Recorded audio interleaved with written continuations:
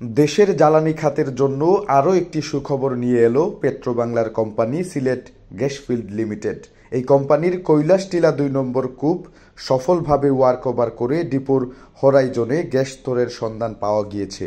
খুব শীঘ্রই এই কূপ থেকে দৈনিক ৭০ লক্ষ ঘনফুট হারে গ্যাস জাতীয় গ্রিডে সরবরাহ করা সম্ভব হবে।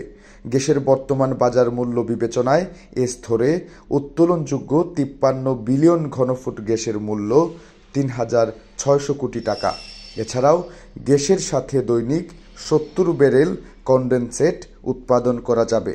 অপরদিকে এলএনজি প্রাইস বিবেচনায় উক্ত গ্যাসের মূল্য ৯,৯০০ কোটি টাকা। উল্লেখ্য, এই কূপের ওয়ার্ক ওভারে কোম্পানির নিজস্ব অর্থায়নে ব্যয় হচ্ছে প্রায় ৭১ কোটি ৮৫ লক্ষ টাকা।